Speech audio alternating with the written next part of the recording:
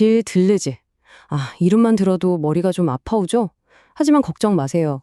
그의 복잡하고 방대한 철학 전체를 단번에 꿰뚫는 아주 명쾌한 핵심 아이디어가 하나 있거든요.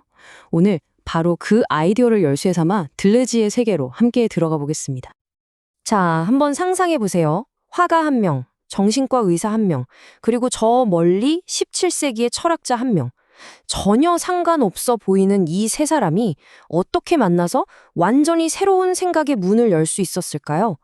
이게 그냥 던지는 질문이 아니에요. 이게 바로 들레즈 철학의 시작점이거든요. 그래서 사람들이 들레즈를 종종 그리고의 철학자라고 불러요. 왜냐하면 그는요, 전혀 상관없어 보이는 것들 사이에 다리를 놓는데 아주 능숙했거든요. 철학 그리고 예술, 문학 그리고 정신분석 이런 식으로 말이죠. 그는 늘 분리된 것들을 연결하면서 새로운 길을 만들어냈습니다. 그가 만든 연결망은 정말 어마어마합니다. 스피노자 철학에서부터 정신분석가인 가타리, 문학가 프루스트, 화가 프랜시스 베이컨, 그리고 니체까지 들레즈는 이 모든 걸 뭐랄까 하나의 거대한 지도처럼 엮어낸 거죠. 그리고 바로 이 연결들 속에 그의 철학을 푸는 열쇠가 숨어 있습니다. 자, 그럼 이제 본격적으로 그 핵심 개념으로 들어가 보죠. 바로 표현의 문제입니다. 이 아이디어는 사실 그의 아주 중요한 책 1968년에 나온 박사 학위 논문이었던 스피노자와 표현의 문제에서 시작된 거예요. 이걸 이해하려면 먼저 기존 철학이 뭘 했는지를 알아야 해요. 수백 년 동안 서양 철학은요, 한 가지에 거의 집착하다시피 했어요. 바로 재현이라는 거죠. 그러니까 우리 머리가 이 바깥 세상을 얼마나 정확하게 베껴낼 수 있나, 얼마나 진짜처럼 그림으로 그려낼 수 있나, 이런 고민을 한 겁니다. 자, 여기서 들레즈가 가져온 전환이 아주 극명하게 드러납니다. 왼쪽에 있는 재현을 먼저 볼게요. 이건 말 그대로 현실의 복제품이에요. 이걸 보고 우리 뇌는 묻죠. 이게 무슨 의미지? 그런데 오른쪽의 표현은 완전히 달라요. 이건 현실의 힘 그 자체예요. 그래서 뇌를 거치는 게 아니라 우리 신경계에 그냥 쾅 하고 부딪히는 거죠. 그러면서 묻게 만들어요. 이게 도대체 어떻게 작동하는 거지? 라고요. 이건 그냥 관점의 차이가 아니라 생각하는 방식 자체가 뒤바뀌는 겁니다. 그러니까 핵심은 이거예요. 아주 간단하게 말해서 표현이란 어떤 것 안에 원래부터 들어있는 힘이, 그 에너지가 스스로를 밖으로 빵 터트리면서 드러내는 능력, 바로 그걸 말하는 겁니다. 세상을 그냥 가만히 있는 복사 대상으로 보는 게 아니라 능동적으로 힘을 뿜어내는 과정으로 보는 거죠. 엄청난 차이죠? 자, 그럼 이 표현이라는 아이디어를 정신분석학이랑 한번 붙여볼까요? 들레즈는 정신분석가 펠릭스 가탈이랑 같이 작업하면서 이 개념을 우리 마음속 깊은 곳, 바로 무의식의 영역으로 가져갑니다.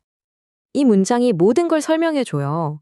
그들은 전통적인 프로이트의 연극이라는 은유를 공장이라는 은유로 대체한다. 무의식은 사물을 재현하는 것이 아니라 생산하기 때문이다. 와, 정말 강력한 말이죠. 프로이트는 무의식을 뭐랄까 억눌린 욕망들이 배우처럼 등장하는 연극 무대라고 봤어요. 그런데 들레즈와 가타리는 그게 아니라는 거죠. 무의식은 끊임없이 뭔가를 만들어내는 공장이라는 겁니다. 재현이 아니라 생산. 이게 핵심입니다. 이게 무슨 말이냐면 무의식은 더 이상 오이디푸스 컴플렉스 같은 가족 드라마가 펼쳐지는 슬픈 극장이 아니라는 거예요. 대신에 욕망을 생산하는 거대한 공장이라는 거죠. 이 관점에서 보면 욕망은 더 이상 나 저거 없는데 하는 결핍이 아니에요. 뭔가 나쁜 거 억눌러야 하는 것도 아니고요.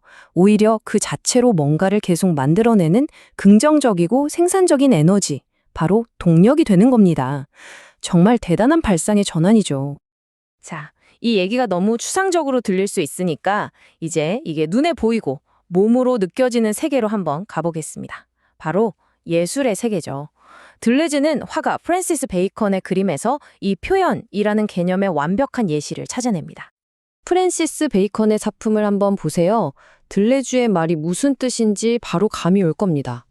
이 그림들은 우리한테 어떤 이야기를 설명하려고 하지 않아요? 대신에 저 기이한 형태, 강렬한 색채, 그 리듬 자체가 우리 뇌를 거치지 않고 신경계에 직접 충격을 줘요. 그림을 머리로 해석하는 게 아니라 몸으로 감각하게 되는 거죠. 그야말로 순수한 감각의 체험입니다. 그리고 이 순수한 감각을 전달하는 그 덩어리, 그걸 들레즈는 형상이라고 불렀어요. 이건 우리가 보통 생각하는 구상이랑은 완전히 다른 거예요.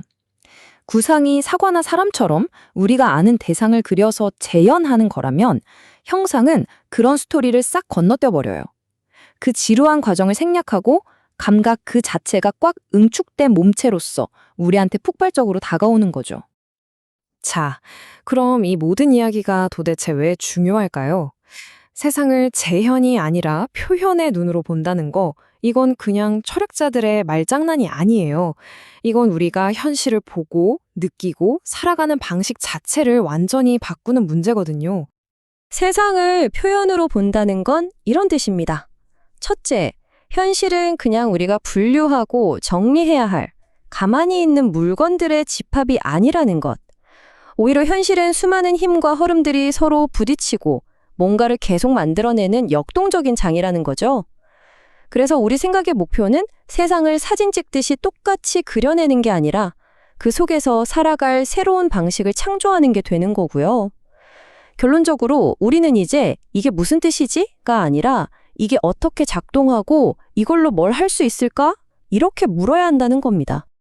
마지막으로 이 질문 하나를 던져보면서 마무리하겠습니다. 만약에 세상이 우리가 한 글자 한 글자 의미를 파악해야 하는 두꺼운 책이 아니라 온몸으로 부딪히고 느껴야 하는 거대한 힘이라면 우리의 삶은 어떻게 달라질까요? 이것이야말로 들레즈가 우리에게 활짝 열어준 새로운 생각의 지도입니다.